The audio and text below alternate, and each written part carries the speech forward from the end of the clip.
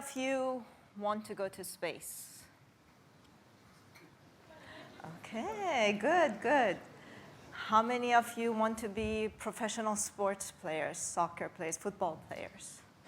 Okay. How many of you want to be billionaires?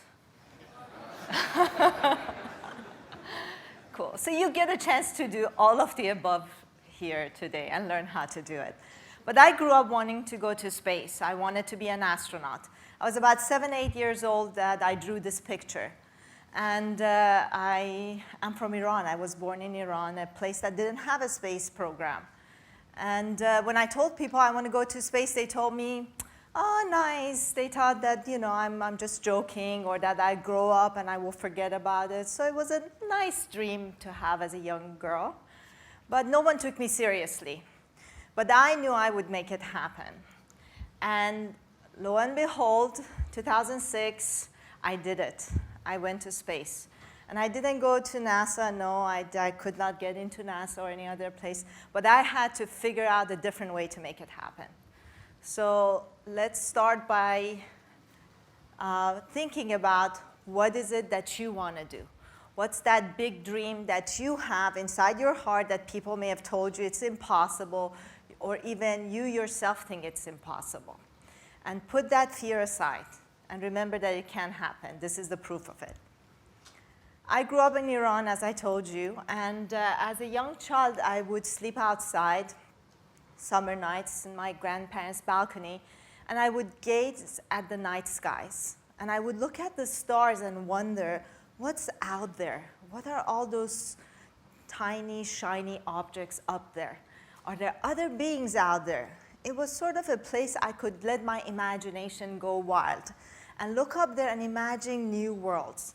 So it was an amazing place for me to just, you know, try out different ways of living. So imagination is a very, very unique gift we have as human beings. We have it, especially as young kids, we use it a lot, and as we grow up, we forget about it. But it's one of the most amazing gifts we have, which has allowed us to imagine things and then build them. And it may start with just a spark of an idea you had. And you get the idea, maybe you saw something someplace, maybe from this conference here. Maybe you watched something on TV. I was a big Star Trek fan. I loved science fiction books. And I would read these and imagine myself in those worlds. Imagine how I can be in those worlds. And then I found ways to make it happen.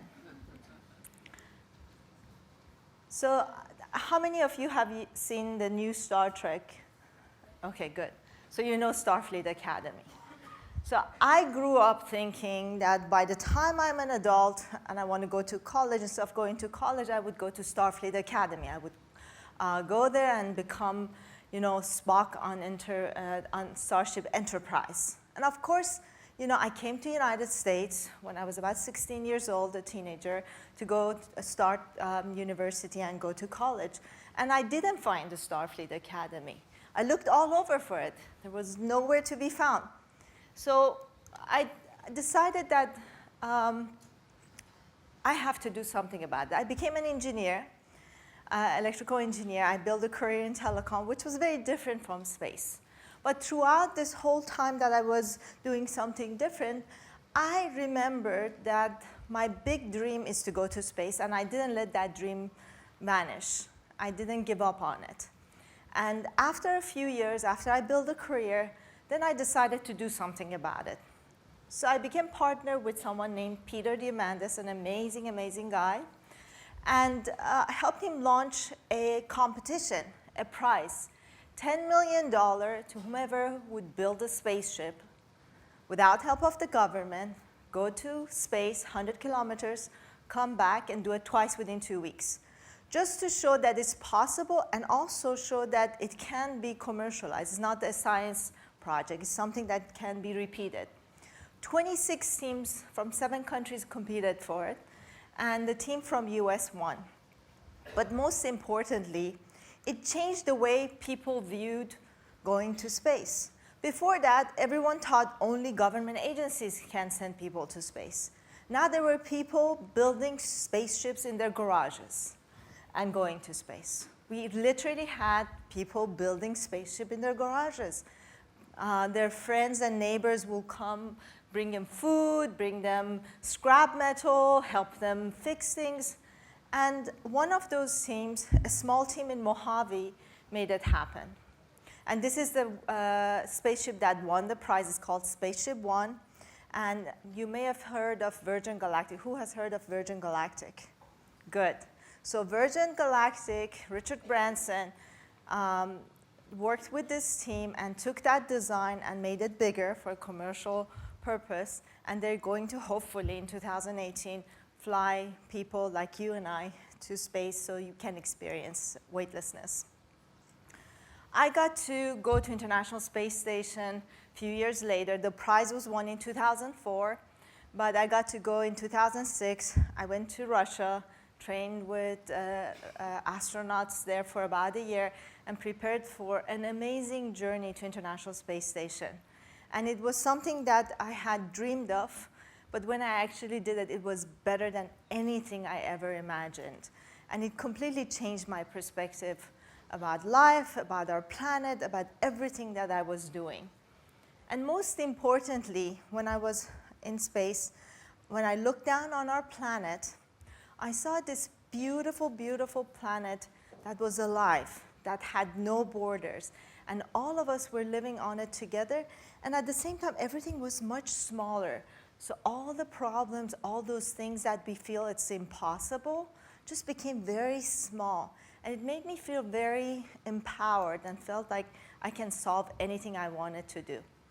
We also used X Prize to launch other prizes, to use competition to solve other challenges. We have many active prizes. A lot of people who compete with these prizes are people your age. So please go to our website. We have energy prizes, education, ocean health. We have a Google Lunar X Prize for people to land a rover on the moon. We have a tricorder X Prize in health and fitness. So please go to the website and see if you want to compete for one of our prizes. But one thing that I've learned in the past few years especially is that there are all these technologies around us, robotics, 3D printing, nanotechnology, genomics. Everything is changing very, very rapidly at an exponential rate. And what that means is that everything becomes very unpredictable. So for example, when you think about exponential and linear, usually we know when we say, let's take 30 steps, if I'm standing here and I take 30 steps and I go this direction, I probably end up right somewhere outside the exit doors. But when we talk taking 30 exponential steps, it's even hard to imagine where we're going to end up. We're going to actually be taking 26 orbits around our planet if we take 30 exponential steps. And what that means is if everything changing at an exponential rate and everything is coming together, then the future is very unpredictable. By the time you go to college and you finish your first year and you continue on to get to your degree, by the time you graduate, most of what you've learned in the first year of your college is already obsolete. So we don't know the jobs of the future. We don't know the problems of the future. So what are you going to do? How are we going to look at the future? If you look at it with our positive glasses, because we can do everything, you can make the future whatever you want to do with it and whatever you want it to be. So you can imagine your future. You have the power, you have the tools, technologies, everything around you is there to empower you to shape that future. And that's what is so special about this time that we live in. When I came back from the space station, as I told you, I felt that everything is possible. So I said, I had my opportunity to make a great life for myself because of my education. And I lived in a country, I came from a very middle-class family, didn't have a lot of money, and education was what gave me everything that I had. And I wanted to give the same opportunity to all the children that live in places that don't have access to that type of technology and education. So I used what I was building in my company and went to India, where there are lots and lots of children that don't have access to technology, and help them, get access to learn more, and already started in January, and we're doing a lot of great things. One thing that I've learned is sometimes we're our own worst enemies. We want to do big things, but we're scared. We're scared to fail. We're scared of what people may say. We're scared of not doing as good a job as we want to. So all these fears stop us from even trying. But I can tell you this. If instead of fear, you let your hopes drive you, and you go after what you want to do, the universe will conspire to help you. That's what happened to me. A lot of times when I took the first step, I had no idea if I'm going to succeed. I didn't know if it's going to all work out. I just had hope, I had faith, and it all came together, and everything just happened to support me and make it come to reality. So I hope that you will do the same. Now, before I leave, I want to share a very short video with you of my trip to International Space Station, and I hope that will inspire you to go after whatever dream you may have.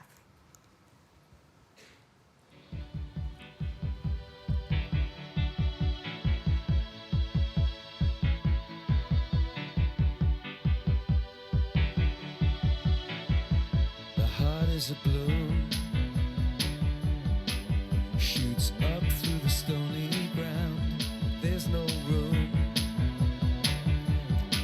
no space to rent in this town. You're out of luck,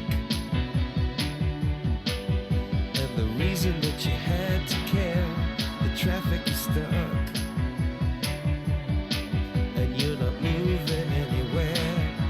You thought you found a friend to take you out of this place, someone you can lend a hand in return for grace. It's a beautiful day, sky falls, you feel like it's a beautiful day, so let it get away on the road, but you've got no destination. You're in the mud, in the maze of her imagination. Your love is down, even if that doesn't ring true. You've been all over, and it's been all over you. See the bedroom fires at night, see the 10, eyes at first 9, see the boat 8, leaving your mouth 7, after the flood. The 6, colors came out. 5, 4, 3, It's a beautiful day. 2, 1. Liftoff of the Soyuz rocket transporting Mike Lopez Alegria, Mikhail Turin, and Anousheh Ansari to their microgravity home in space. Touch me, take me to that other place. Reach me, I know I'm not a hopeless case.